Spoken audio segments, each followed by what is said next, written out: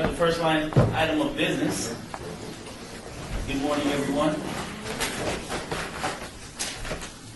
We'll move to the first line item of business, which is bill number 2015-19. This is an advance item for possible action creates the City of Las Vegas Tourism Improvement District in Symphony Park within the area bounded by parcels on the southwest corner of Bonneville and Grand Central Parkway, as well as the area bounded by Grand Central Parkway on the west and north, the Union Pacific Railroad tracks on the east, and Bonneville Avenue on the south. This is proposed by our city manager, Elizabeth N. Fretwell. Staff. Good morning, Councilman Barlow, members of the committee. For the record, Bill Arntz, Director, Economic and Urban Development. I'm going low tech this morning. I have a copy of a PowerPoint presentation. There are a few copies here for the audience, if any of the members of the audience would like a copy. This item is the concluding step of creating a tourism improvement district in the area in Symphony Park and also at the near the corner of Grand Central Parkway and Bonneville Alta. This presentation is fairly brief. It basically outlines the proposed project.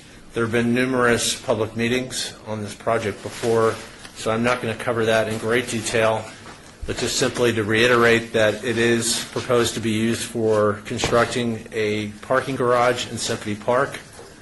Planned location is parcel B as in boy in Symphony Park, which is the piece of land immediately to the west of the Smith Center for the Performing Arts. We have amended our agreement with Cleveland Clinic to allow for the siting of the garage on parcel B in Symphony Park. The creation ordinance for the TID, the Tourism Improvement District, does give us the flexibility of siting it elsewhere in Symphony Park, but this is the planned location. Funds from the TID would be used to fund the design, development, construction, and outfitting of the garage in Symphony Park. And following completion, the city would not only construct it, but we'd also own the garage and operate the garage. And so the garage would be owned and operated as a public asset and be on the city's books. This is a very needed project, as you know, in Symphony Park to support not only future retail development in Symphony Park and the retail expansion of the Las Vegas Premium Outlets North Mall, but also to support the Smith Center for the Performing Arts, the Cleveland Clinic, LaRuvo Center for Brain Health, current operations as well as expanded operations. And both of those operators in Symphony Park appeared at the Nevada Commission on Tourism meeting speaking in favor of the proposed project. The second half of the presentation talks specifically about this ordinance. So if I could draw your attention to page 4 of the handout. This speaks to the bill before you, which is bill number 2015-19. And then moving on to page 5, the bill defines the boundaries. Before jumping into the bill, the prior approvals, just wanted to put that on the record. There was a public meeting held at the Board of County Commissioners on January 20, so I'm at the bottom of page 5 on the handout. The Las Vegas City Council held a public hearing on February 4th and approved Resolution R-2-2015. That did primarily two things. It approved a fiscal effect finding, that there be a positive fiscal effect from the project. It also approved a preponderance finding, which means that a preponderance or majority of the spending within the TID would come from people living outside of the state of Nevada. Also within that resolution, it approved that a prior retail exclusion requirement, meaning that no retailers have operated inside the proposed TID boundaries for at least 120 days prior to adoption of the ordinance that's before you today. And so that would be 120 days looking backward from April 15th. And at the top of page 6, it talks about the bill today, and this is the main action that you're taking today. This bill creates the Tourism Improvement District. It also affirms the prior City Council finding of meeting that retail exclusion, that there have been no retail sales. It sets the district boundaries, and that was shown on the map in the prior slide. That's Section 3. Section 4 is what our bond counsel has labeled a turbo provision, which mainly means that the city would be authorized to accelerate payment on any future bonds issued. What this means is the Tourism Improvement District statute and the related statute authorizing STAR bonds, sales tax anticipated revenue bonds, they are authorized to be 20-year bonds, 20-year revenue bonds. And should there be revenue above and beyond what is needed to meet the minimum debt service payment on those bonds, having this provision would allow early payment of those bonds. In other words, we could pay down principal quicker. And we think from a public policy perspective that's a good thing to have debt outstanding for a shorter period of time, so that 20-year period could be shorter than 20 years. Section 5, it defines the project, which is the definition from the outside vendor study, Civitas, which is the proposed parking garage and related infrastructure. And Section 6 is somewhat of a formality. It pledges the TID eligible portion of the sales tax within the district.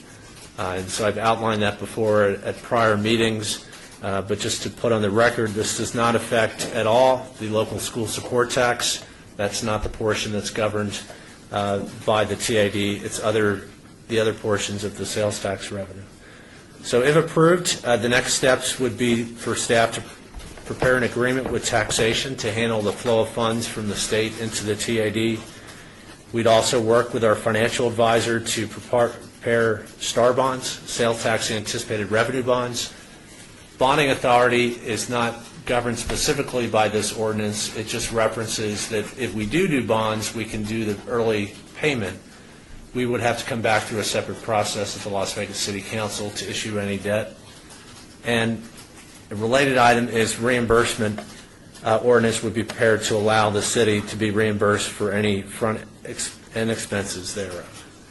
So that concludes my formal remarks. I'd be glad to answer any questions you may have. Okay. Is there anyone from the public wishing to speak on this item? If so, please come forward and state your name for the record. Seeing none? Okay. I do have some questions. We'll reference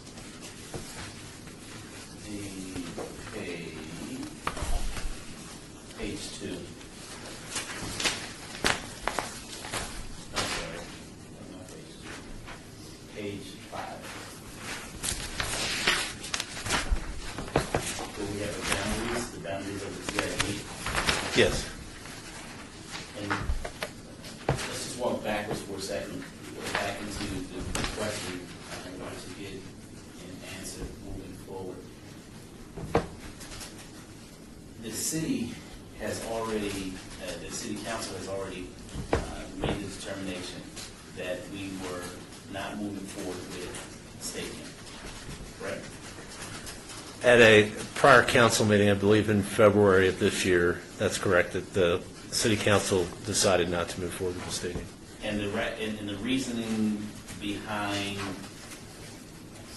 not placing the parcel in which the proposed stadium would be placed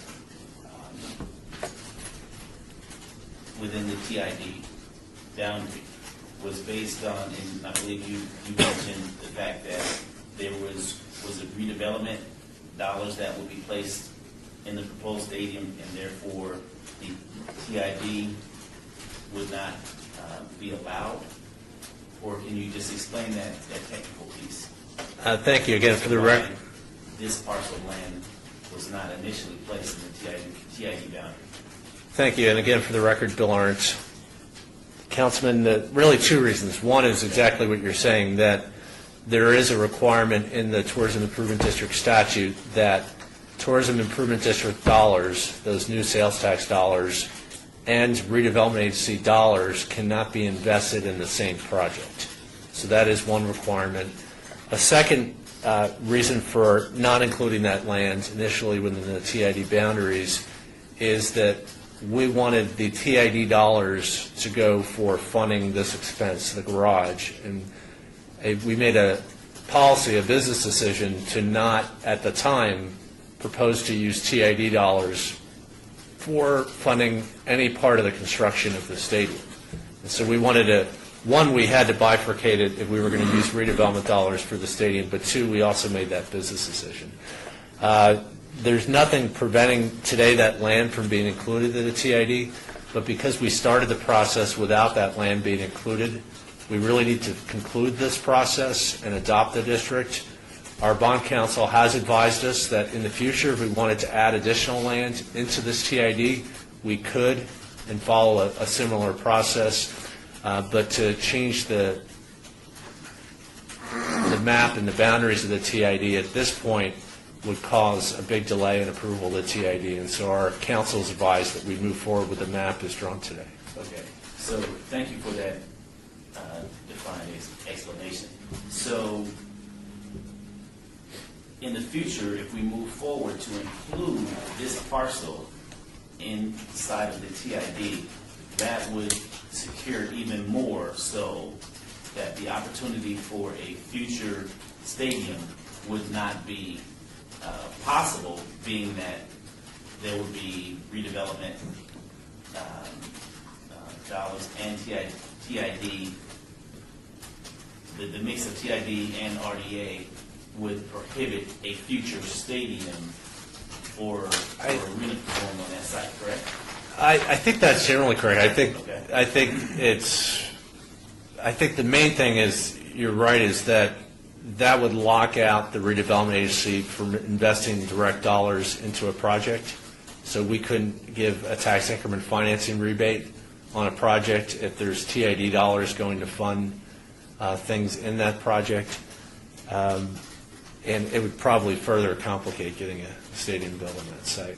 One of the other reasons for not including that land is the master plan today calls for most of that land, not all of that land, but most of it to be residential. Parcel E is not residential, but the other parcels in that land that's the kind of the trapezoidal piece to the top right, parcel E is commercial, but the other parcels, the master plan is for residential. So we think there'll probably be a small amount of retail in those blocks to begin with, and we think most of the retail is going to happen in the other parcels as shown as the blue. So we can go back and look at that. I think what we'd like to do is study that and show the pros and cons of adding additional land in the future. But for the purpose of the bill before you today, this is the proposed boundaries for the TID. But it's not locking us out from bringing this parcel, this trapezoid piece of parcel into the TID, because I know that there's been a residential developer that has contacted my office in regards to doing some type of mixed-use development possibly on the site. So moving in a totally different direction than what we proposed to past conversations regarding the stadium. So Correct. So I'm trying to make sure that we don't box out future development such as a mixed-use residential piece if in fact, this is something that the council wants to look at moving forward. Correct. Our outside legal counsel, Kendra Follett from Sherman and Howard, who's represented the city in this matter, has advised that we could at a future date, through an ordinance process, add additional land into the TA. Some questions. I know, Bill, you have the master plan slide for Symphony Park, but we really don't know what's going to be built on Symphony Park at this point, right? We don't have any 100% assurance of what will be built. Anything, that whole thing could change based on, the conversation. Apparently, there's somebody interested in that parcel. Somebody else would come in and say they want to build. So, it's nice to have the master plan, but the whole thing could change. Things could change. We Right. do have current development commitments from development partners. They have to fulfill those commitments, Right. but we have almost every parcel currently committed, with the exception of M4, which is the parcel just east of the park, and then parcel O2, which is a small parcel next to the hotel casino parcel. So we do have developer commitments, but they have to honor and fulfill those commitments Everything and could deliver change projects. completely. Okay. And just to remind myself, the Clark County Commission voted 7-0 against the TID. To clarify, they weren't a deciding vote on the TID process. They had the option to hold a public hearing as a separate action, they did pass a resolution, I believe it was unanimous, but they did pass a resolution expressing opposition to the district. But the required approvals that we've had to make, which by this point are a prior approval from the City Council, as I mentioned, and then the Nevada Commission on Tourism did approve by, I believe it was a 6-1 vote in favor of the TID. So that was a required approval, and the Tourism Commission approved the preponderance finding that a majority of the money would come from people living outside of Nevada. I heard there was quite a bit of grumbling, though, at the Tourism Commission about the project. Even though they passed it based on the preponderance of evidence, I heard there was a lot of discussion about whether to even do this in the first place. There were some statements put on the record being concerned about TID as a matter of policy and whether or not it was achieving the policy that the legislators originally intended. Okay. And this is taking on more debt, right? This action does not. We got to come back to the Eventually it City will. Council for bonds. If we do move forward, and we do anticipate coming back to the City Council with a revenue bond for debt, it would be a city-issued debt, but we'd be pledging solely these revenues, the Tourism Improvement District sales tax revenues. There would not be any general fund or any additional city revenues pledged. Mr. Vincent, our CFO, is here if you have any detailed questions about that, but there would be a revenue bond that would be issued. All right, well, because of all that, I still can't support the project, so I'll be voting no. Thank you. Council, you have any questions? Let's see, well, I kind of concur in one aspect of their approach, and that we don't know what's going to really happen in the end. Some people may fulfill their commitments and so on. And it's like, I've always felt we just about need to force people to make their commitments. And that's when we don't go to court issue. That's it. That forces the clock to pull on all of those commitments. So they really have got to shut up now pretty quick, relatively pretty quick, some of them. So we're going to find out what is going to really happen based on the commitments of prior council. But then we're going to have the opportunity to change this plan. And I think that's important about the plan. You start it and then you change it. And make sure you get locked into what's in the plan. We don't know what's coming. And I prefer to feel that whether it's residential or whether it's business or both, then we definitely need to have that flexibility. So I'm definitely in favor of that. I am in favor of the TID. So, and the reason is of course our bond rating is a very excellent bond rating. We will not suffer one iota of bond rating by undertaking these tourism improvement bonds. We won't increase anybody's taxes. It's a small sliver of the 8.1 as the tax rate presently stands at the construction. Parking garage, we committed to build. We want to build. We're going to lose 1,000 spots or thereabouts. Just if you look at the map, and I don't know if you all need to see what I see. But directly east between the railroad tracks and the center, they're moved right out park. Because we're bringing Citrus, and that's a guarantee. That's coming. Didn't it? I thought it was. Well, they've got an appointment with me next week, and I've never heard anybody backing off on that, so let's just say it's coming. We have to build parking. We're committed to build parking for people in the clinic. And by doing this, we push Cleveland Clinic a little closer to their goal, because now they realize they have to fulfill their part of the bargain.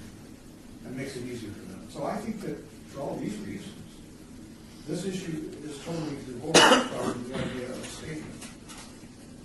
And it's kind of funny because as soon as we put that past us, we better off here all be, although I can see people wanting to live with that forever because it's so much fun to write about. But in fact, it's gone.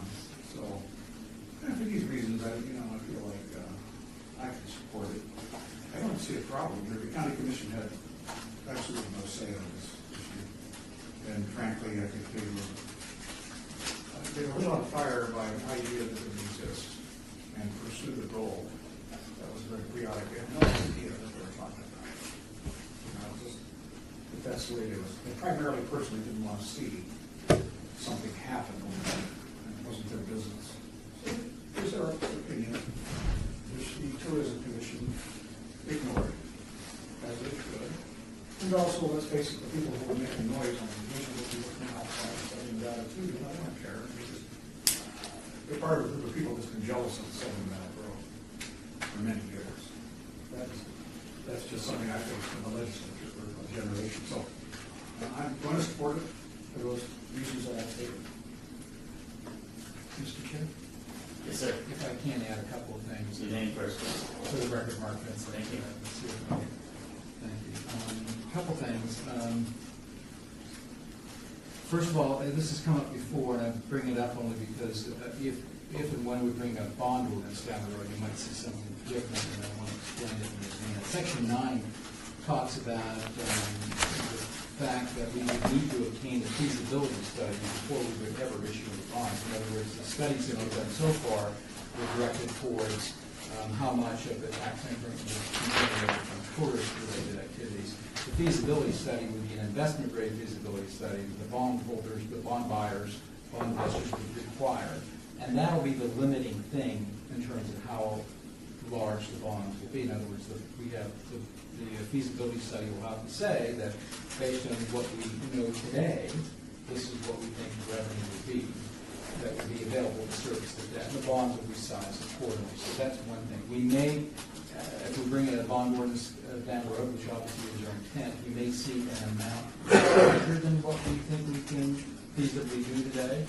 But that's not to be concerned that the issue is going to be that feasibility study is going to be the sizing issue. The second thing I was just going to mention, and I think Councilman Hoffman, you brought it up, and that is these are not GEO bonds. We do have a good credit rating. We just had recently an upgrade. But these are not GEO bonds. These are pure revenue bonds, pure solely by the tax increment of the district. So just put that on the record as well. Thank you very much. Okay, at this time, we'll entertain a motion. Stand by just for a second. Council is leaning in. Yes. Val Steve, Deputy City Attorney. I just wanted to mention that if there's a motion to approve, there are some minor amendments that we need to make. Okay, please. If you'd like me to put those on the record. Thank you. This bill was drafted as if we're going to be adopted on April 1st. So there are a number of references to that date, and all those will be changed to April 15th. And there's also on page 2 a reference to the day which would be the Commission on Tourism. That's an incorrect day. It reads March 21st, and we would change that to March 16th, which is the correct day. And also, when does it go into effect? If it were adopted on Wednesday, it would go into effect on publication, which typically is Saturday following the meeting. Okay. Is there anything additional? Okay, so allow that to serve as additional information for the record. And so all in favor of this item, please signify aye. Aye. That's Aye. the First Amendment. First Amendment. And all those that oppose? No.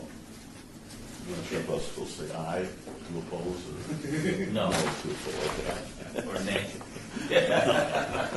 So let the record reflect that there's 2 yes and 1 no.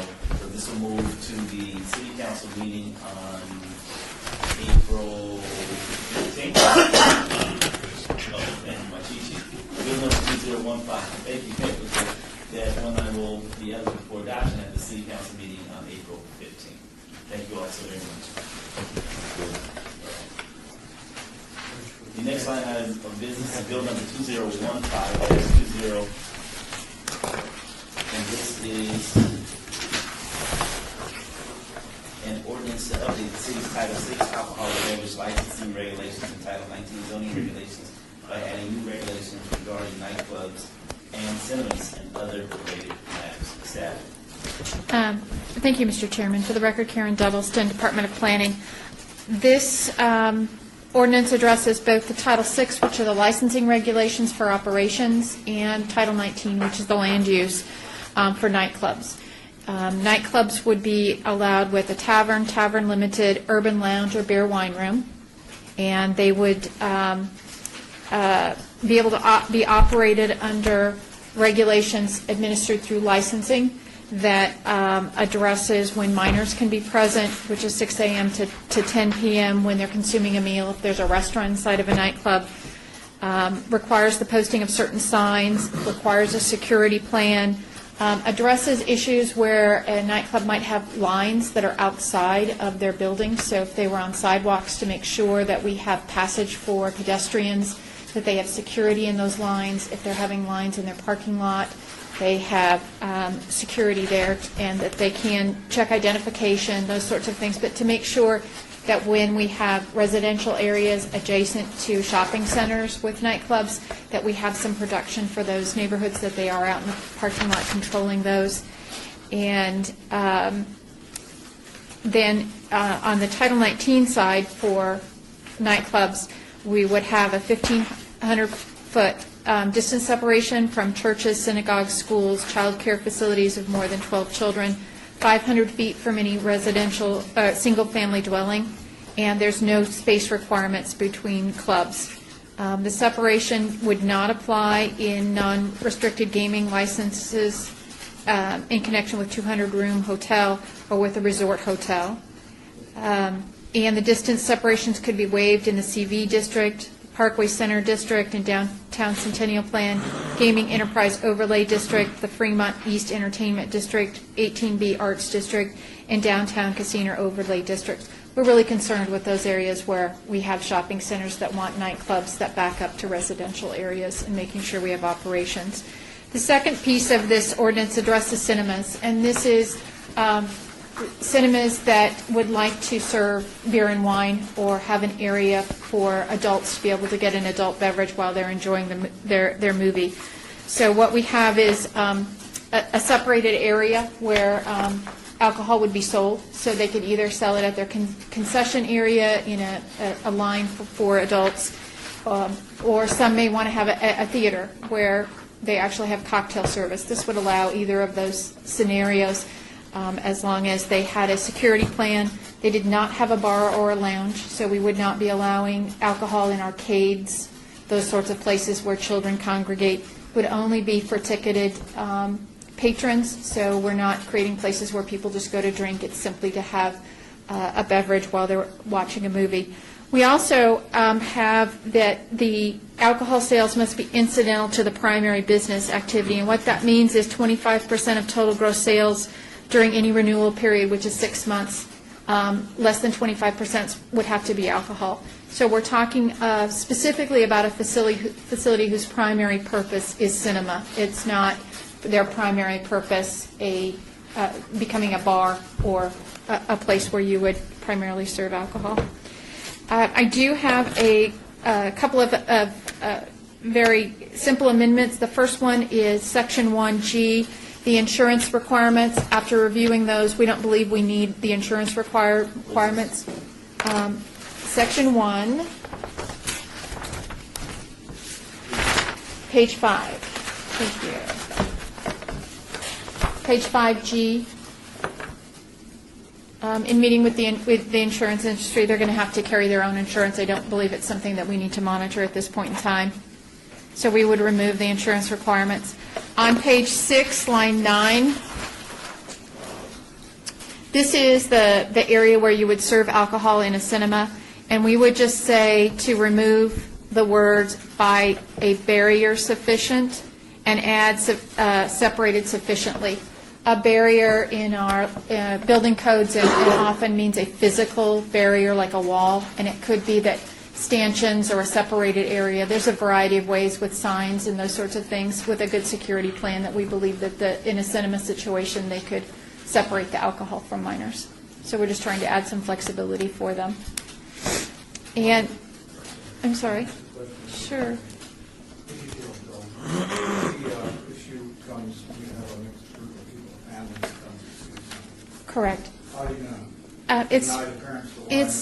It's specific in here that children could be in the line if they're with their parent or guardian. And sitting with them in the cinema? Yes, yes, correct. But if you would force them to have a barrier, if there was any chance that somebody under the age of, what, 18 or 21, Under 21, what we're saying is that where they're serving the alcohol, where they're pouring it, it would be a separate line or a separate area. So if you were going there and dropped off, you were junior high or high school, you would go up to the regular counter, get your popcorn, your soft drinks. If you were an adult, you wanted adult beverage, you would go into this line over here. You can use alcohol on the popcorn. Correct. You can sit in the theater. Absolutely. Go, sing, play, Correct. no restriction.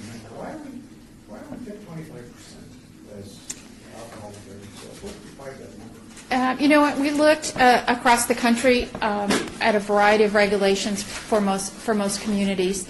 25% applies in a lot of situations where you have mixed-use venues, where you have family entertainment.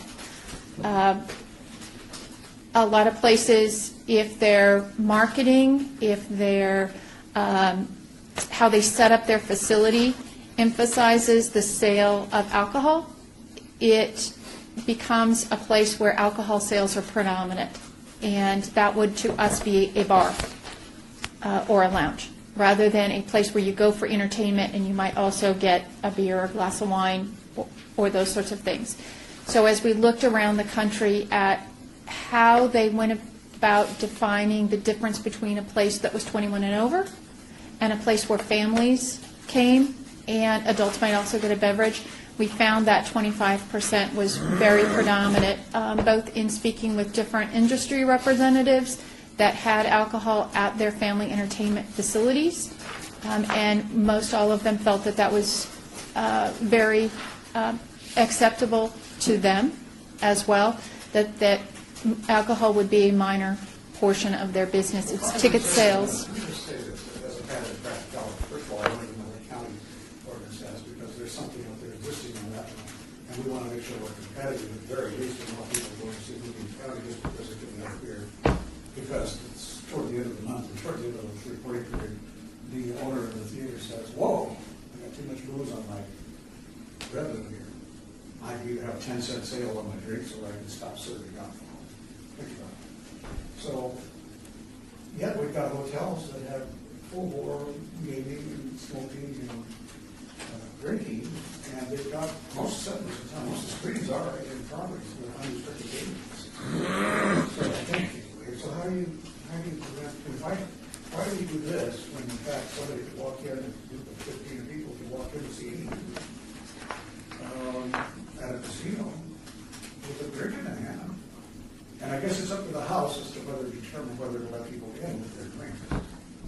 Sometimes they're leased out, sometimes they're on monopoly by the place. Those things are always done on a quick negotiation basis. How do we affect that?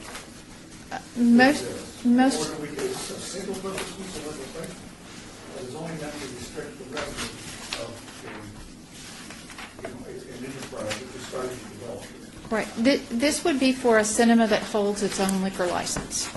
So in most of those other settings, the movie theater is not owned by the casino. It's owned by a separate organization. In most, but it doesn't have to be exclusive. No. Now, we have one that's coming in Ward 3. I know the Eclipse down here, the people on Southwest. It's planned, and I guess advanced, now they're accepting the contract with the building. So this one, of course, are there others in town that would be affected by this ordinance? We have AMC movie theaters that wants to do this at several of their locations. I know one in particular out on Rainbow that they've spoken with us about, and they do this nationwide and have worked with us extensively on going through these regulations and making sure they would apply to their model. I was thinking, the Eclipse is in one, that's kind of a thing in the county where you can have a drink. I mean, it is really a lounge for booze.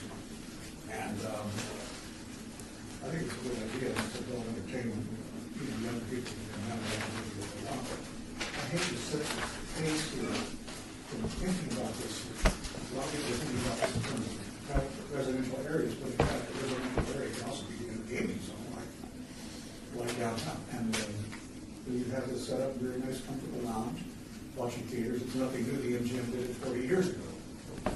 And you can sit there and lounge and have a drink and drink service. I just want to make sure that whatever happens here doesn't affect the outcome of a proposed project. That something might happen on the other side because of this. One has to think about that. The other amendment we would have is in 6.39030 from the city attorney's office. Jim, I'm not sure. I can Okay. do that. Chairman, Council, if I may, there was, Jim Lewis, Deputy City Attorney, excuse me, Chairman. When we had the business impact statement come in, there was some concern that maybe the definition used in nightclub might also include a lot of dance establishments, one of which at least is in the downtown area. And this is not meant to be a code to regulate that type of business that operates at night.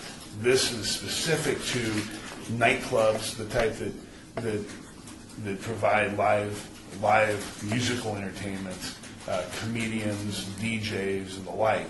And so I've got a proposed amendment that should clarify that this regulation is meant solely for nightclubs other than those that are erotic dance establishments. And if I may, I'd like to read into the record. We'll go a little bit deeper for me related to what you're referencing in regards to the erotic. Sure. So the sponsor's intent of this bill was to make sure that these places that are DJ and live entertainment-driven nightclubs need to come to the city council for review and approval before popping up near residential areas. So we don't have a tavern that turns into a full-blown Tao-style nightclub, like a strip-style nightclub. And so what we did, what Karen and I did for the sponsor was create some language that would say, if you're a nightclub with live musical entertainment, DJ entertainment, you need to come to the city council first and ask permission. You get land use entitlement, you get a general business license for nightclubs. Reading the night when at least one of the erotic dance establishment owners read the language, they came to us and said, "This looks like it would include us too." And these regulations really wouldn't apply to us, and we're already very specifically and highly regulated by other provisions of your code. Okay, so let me ask you this question. What difference would it make if an erotic nightclub, which has already been licensed, is a nightclub? What's wrong with that? Because we have different regulations specific to live entertainment, music nightclubs that don't necessarily apply or would not necessarily apply to erotic dance establishments. And in here, what we say is, if you're an existing nightclub, you need to come get one of these new general business licenses, and you need to comply with these regulations. To us, it wouldn't be necessary for that type of nightclub to comply with these regulations when we just need the live music and DJ type nightclubs, the ones that are causing the problems in the neighborhoods, to comply with these. So, I guess for me, Yes. does it matter Yes. if a strip club Yeah. has a nightclub? Oh, yeah, this isn't to say if you're a strip club, you can't somehow have a nightclub as a part of your operation. Yeah, that's not what this does. Okay. So, maybe I should read the proposed amendment, and then I can further explain. Please. So, and what I'll do is I will read what's there is the definition, and then the And do we have addition. it here, or do you have it? I have it here, and I would like to read it. Okay. And then what I can do is I can just hand it over to you to make sure you can see it. Where does this go? This will go on page 2. No, is it page 2? See, where is it? And then page 2. It's going to go after line 25. So you see 6.39030 nightclub. So you'll see there it says, a nightclub means an establishment that is licensed to sell alcoholic beverages pursuant to a beer and wine room alcoholic beverage license, a tavern alcoholic beverage license, a tavern limited alcoholic beverage license, or urban lounge alcoholic beverage license, whose primary operations are that of preparing and serving alcoholic beverages for immediate on-premises consumption, and the provision of live entertainment, generally operated in the late evening / early morning hours. The amendment would go right here, and it would read as follows. This term does not include an erotic dance establishment as licensed under LVMC 6.35, comma, or an establishment that qualifies as an erotic dance establishment, period. The idea is we already so strictly regulate erotic dance establishments, there's no need to also regulate them with this language. That's the third and final amendment that we're offering as a First Amendment.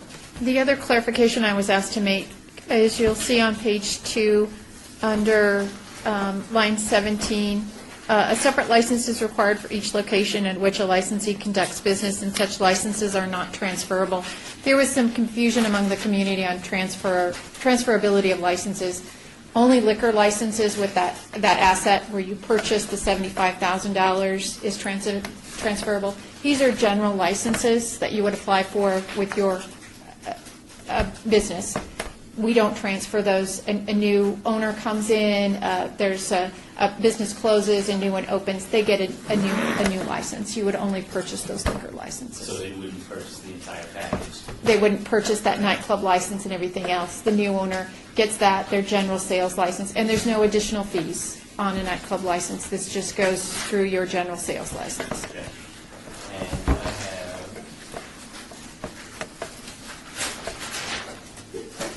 on page 11, line 5, this is separation requirement set forth in requirement 1 to establishment which has a non-restricted gaming license in connection with a hotel having 200 or more guest rooms on or before July 1st, 1992, or in connection with a resort hotel having in excess of 200 guest rooms after July 1, 1992. How do you understand that piece? This is, I may need to ask Doug to clarify, but this is our Title 19 section. We're talking about business separation requirements, or when we do not have business separation requirement. Doug, would you like to? Sure, Doug Rankin for the record. This provision here, and the reason there's a before and after date is because restricted gaming, non-restricted gaming terms changed at that time. We want to reflect that within our code. This is similar to what's in a tavern distance separation. So those 200 rooms, prior to July 1st, 1992, you didn't have to have 200 rooms to have restricted or non-restricted gaming. After 92, you did, and then it got bigger. And that just clarifies those two differences between those, so that it covers both situations. So if you're a non-restricted gaming before, you still got to have the 200 rooms, and afterwards. Does that make sense? No, it doesn't. Let me.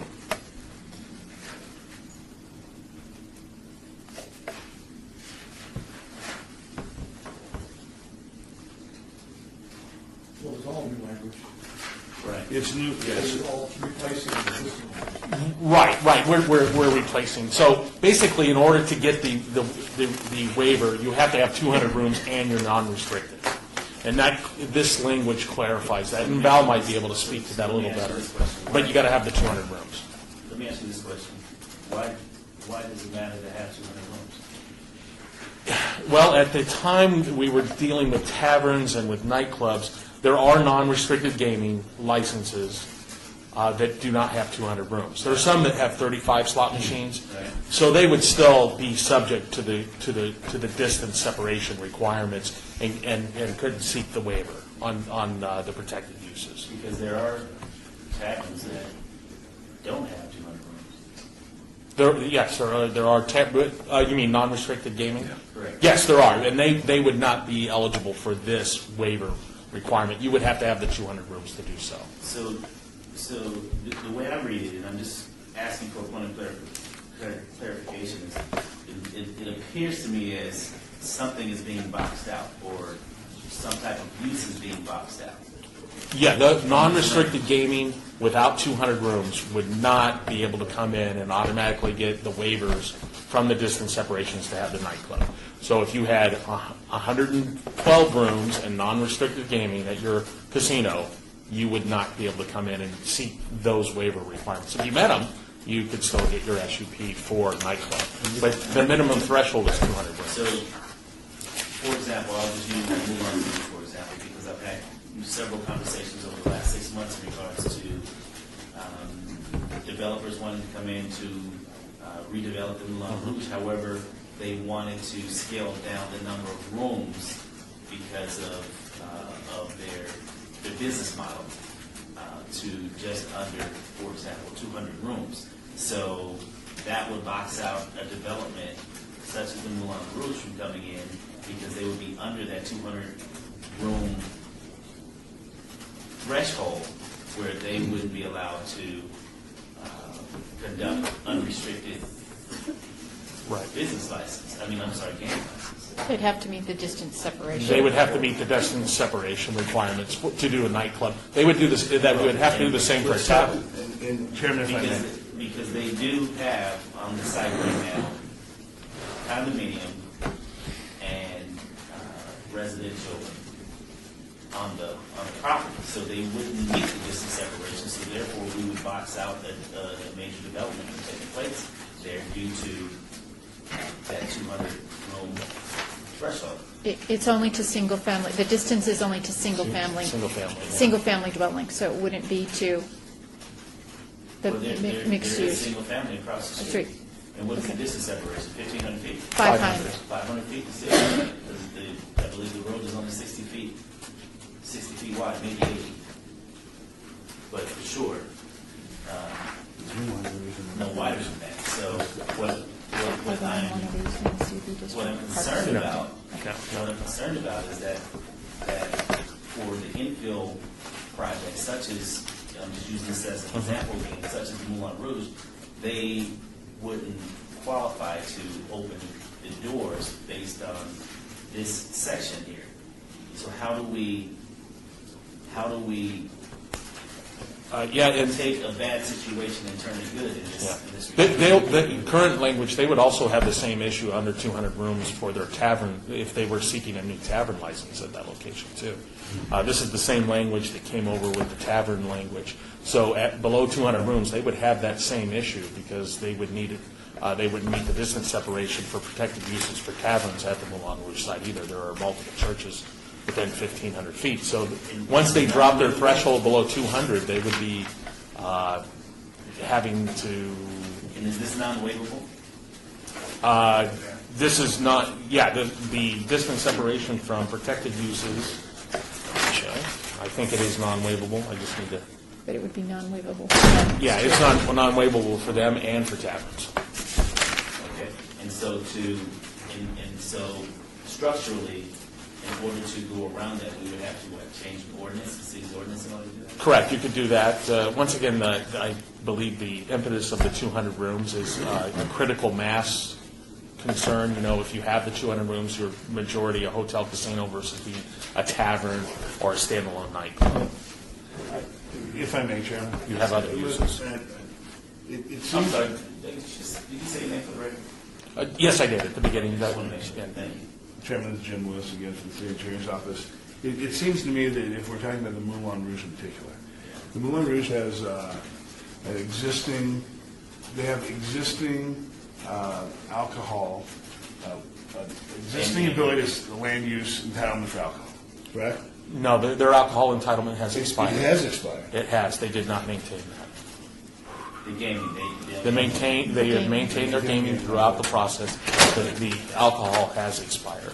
Yeah, The tavern use. With regard to the Moulin Rouge, it may be that we're going to have to revisit our code for the Moulin Rouge and others in that are similarly situated to the Moulin Rouge, where you have these alcohol entitlements that expire. This here on page 11 is the introduction of a new SUP for nightclubs, but it's still the same issue, right? Because we've got a non-waivable distance separation. I might suggest that this may not be the place necessarily to think about the Moulin Rouge and those that are similarly situated, and maybe you give us an opportunity to take a look at that situation and see what changes need to be suggested to the city So council. all I need to do is strike this from this ordinance moving forward while we work on it. If you, well, the discretion as to the ordinance is completely in your hands here. Right, I'm just saying, if we were to take this out, what harm would that do? Then any hotel casino that has 200 rooms that was not in one of the areas noted here, either in the downtown Centennial Plan, or, well, the Parkway Center, the CV District, or the Gaming Enterprise Overlay District, or the Fremont East District, the AT&T, or the Downtown Casino But it's all Overlay, downtown. would probably be subject to those waiver rules. It would not be able to apply if they were within 500 feet from single family or 1,500 feet. This is an exception.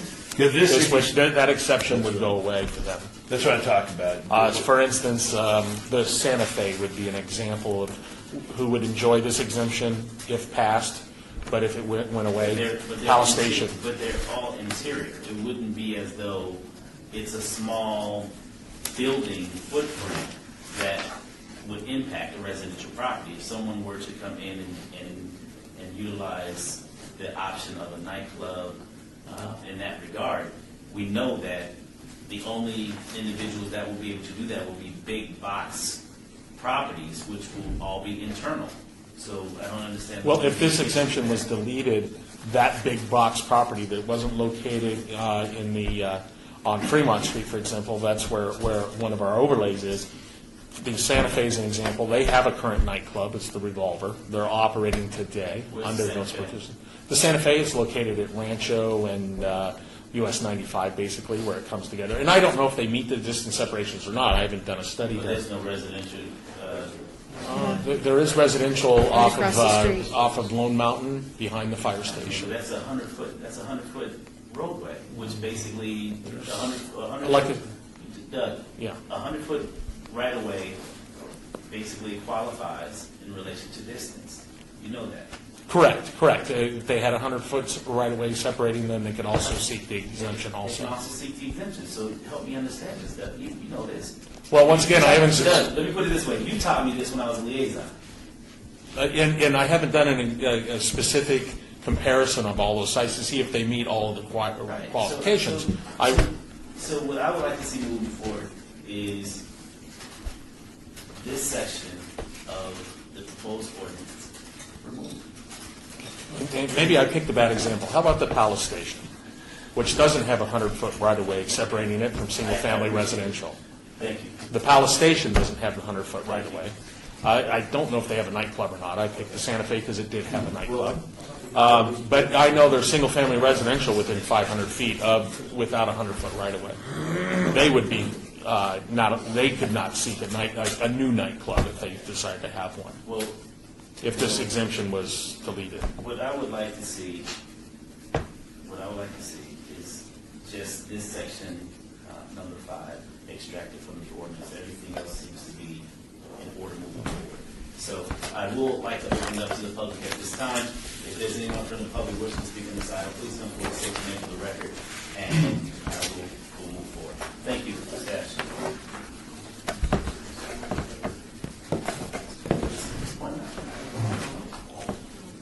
Good morning. I'm Jay Brown, 520 South 4th Street. I represent Steve Bernstein in Mermaid. And first, I want to thank Ms. Delsey for clarification on item D on page 2. And maybe I can get another clarification, although if the request of the chairman is deleting 5, that would, on page 11, that would take care of my problem.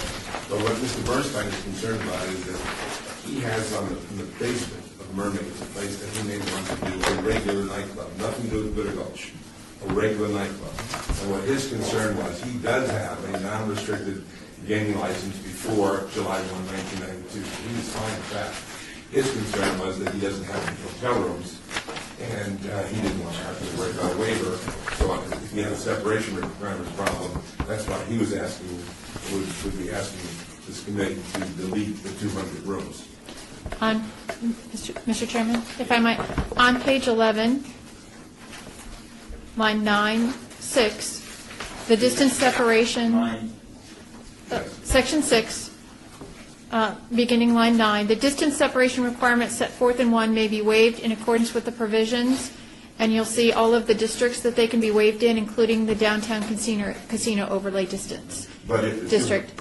So he does, so it doesn't matter if he's a casino or not, or he could just be a standalone nightclub. They could, all the distance separation requirements can be waived in the downtown overlay district, the 18B arts district, the entertainment district, and the enterprise overlay, gaming enterprise overlay district, and the Parkway Center district within the downtown Centennial Plan. Those were places that were specifically designed for entertainment venues. I understand that question. Let me ask you this, though. If the 200 rooms was omitted, okay, he would not need a waiver, then, would he? Then he could just go ahead and do it without the waiver. That's what I'm asking. And we'd rather- No. No, he'd need the waiver. You're Yeah, saying he needs couldn't the even waiver. apply. You're saying he needs the waiver anyway. Correct. Correct. Because you, Chairman. Well, he might. I mean, Because we've got two SUPs. I guess that's We've got two land, we're talking about two land uses here. We're talking about a nightclub SUP that he would need and an alcohol SUP that he would need. What we're talking about here are the nightclub, the new nightclub rules, right? So even if we change this one here, we would have to address tavern tavern distance requirements citywide with change on the 200 room requirement. So the fact of the matter is, in your particular example, Yes. your client doesn't need, if your client was to request a nightclub SUP and have that granted, he doesn't have to worry about the alcohol issue, because it's the alcohol issue that he's concerned about, because there's no alcohol SUP that is necessary. So no changes to this are needed as long as he uses the space that already exists. Even though it's not used for nightclub right now. Correct. Yeah, and Because it has to do he- with alcohol, not So let's nightclub. go back to the waiver. We'll come to that. That's spending more time here. On the waiver issue, he'll still have to go ahead and file for a waiver. You're saying he doesn't even file for the waiver. Is that what you're saying? The nightclub, I don't know how far other protected uses are from this proposed nightclub you're He's talking about. concerned he's within 500 feet of the nightclub. from that area. Oh, yeah, so specific to this code. Right. This new revision, it says explicitly, let me just read it. Real property, this is on page 9, it'd be paragraph 2 starting on line 22, but I'm going to read specifically from starting on line 25. Real property entitled for a nightclub pursuant to this code shall have no specific spacing requirements between other nightclubs. So if there's a nightclub, if there's any other nightclubs, there are no spacing requirements between the two. Very explicitly, no distance separation. Therefore, he doesn't need a waiver. With regard to nightclub spacing. Only talking about nightclub. I don't know about other, like churches. I don't know if he's 1,500 feet from a church or not. no, Fremont Street, if that's the. That's what- Yeah, I know, John. But if we're talking about other protected uses, I don't know of any other protected uses within 1,500 feet, but I haven't I'm only measured talking it. about nightclubs. Nightclubs. You're saying he doesn't have his no problem. There would be no waiver necessary for other nightclubs. Excellent. Mr. Chairman, I'm not going to be going through that. I just want to tell you that this may not be, it's certainly not a confusing. Oh, okay. Is there anyone, thank you, I'm sorry, did you say your name? I did. Okay, great, thank you, I missed it. Is there anyone else from the public wishing to speak on this item? If so, please come forward and state your name for the record. Okay, public comment is closed, thank you. Yes, sir. It was just this, that I was preoccupied for the last few months. It's a complex bill, and I may have even turned down a chance to brief like the licensing. And I'm just still waking up for the election. I'd like a chance to study this and get briefed on it before I vote yea or nay. I'd be happy to just let it pass through committee. We've got almost a month, 3 weeks anyway, if you choose, but I'd like to reserve the right to have a vote or change vote. Right now, I'm just abstaining and moving through. You know, we have no recommendation, just let me abstain on it. That's fine. It's a complicated bill. Is this a brand-new bill, or is this an ordinance that you're making changes to? This is a brand-new bill. This Brand new. came out of a little over a year ago. I was asked before the city council to go through alcohol regulations and address minors and alcohol and a bunch of new uses. We've got several cinemas that are waiting to open. This all came behind cinemas coming in wanting to do beer and wine. That's how it originally. Go ahead, Karen. So you did, I heard you did an business impact statement? We did. And we Anybody complain about anything? No, we had several requests for clarifications. We were able to remove several provisions from the proposed ordinance. We made changes. We had one additional one from the theater folks concerning the word barrier and having that be a physical barrier versus signage or something else. Those were the amendments I made today, and they've indicated their support. I believe we got letters from some of the casinos down on Fremont Street, letters of support from them as well on the proposal. So based on the comments today, you're still recommending everything with the amendments? We are with You're very clear on- with those amendments. We've met the requests of those that participated in the process. I'm ready to do one. I'll make a motion to adopt the ordinance with First Amendment. And that includes what those three changes that they read in, as well as Pierre's removal of Okay? the waiver or not? Yes. So all of those changes, including removal of paragraph 5. And if I could, Chairman, let me clarify. The removal of condition number 5 would not allow the Moulin Rouge to seek an SUP for a nightclub. It would only prohibit those with 200 rooms from seeking that waiver in the future. So it would not allow the Moulin Rouge, by deleting that, to seek that, because they would not. Now it removes that entire thing. So whether you have 200 rooms or not. That's what Yeah. I was asking. What I'm trying to do is make sure that we have an opportunity to redevelop that site that has been sitting there in a very desperate state. So I want to make sure that with their request of, because you and I both know that requiring the Moulin Rouge to have 200-plus rooms in the immediate area on that industrial road is very slim. So they're asking to bring the number of rooms down, but we also want to make sure that moving forward, they still have the leverage of having a variety of amenities that will produce enough income to support their business model, and that's what I'm asking. What I would recommend is, instead of that, adding an amendment to the bill to allow those with a non-restricted gaming license, whether they have 200 rooms or not, to be able to seek a waiver of that requirement. Then the council could make a decision as it comes in. That's what I was asking. As far as Correct. And as I because was, right now, this exempts them even from the waiver. So if there was a waiver, then the council could weigh in as to what a future development on that site could or could not do. That's what I'm asking. right. And what I would recommend in that case would be to add something maybe to Section 6 or to 5, indicating that if you have, in addition to that, if you have a non-restricted gaming license and you wish to seek that, you can then request the waiver of those business separations. And you still have to go through the special use permit process. It gets a full review for that specific location, and it goes through that. And that would open up the Moulin Rouge to be something different, but still be a hotel casino with a nightclub. There you go. So we're leaving 5 in?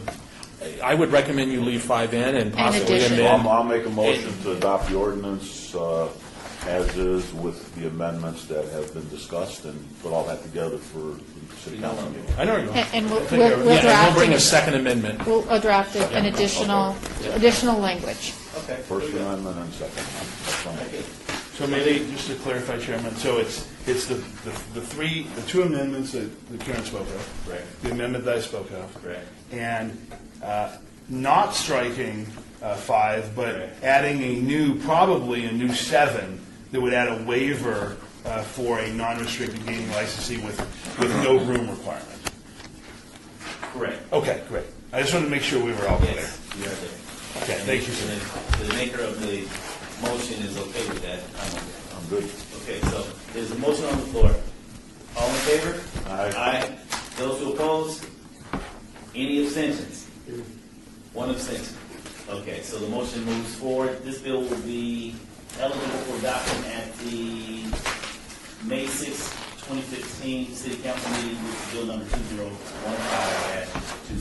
Thank you all so very much. We are now down to citizen participation. Anyone from the public wishing to speak during this portion of the agenda, please come forward and state your name for the record. Seeing none. Councilman, entertain a motion.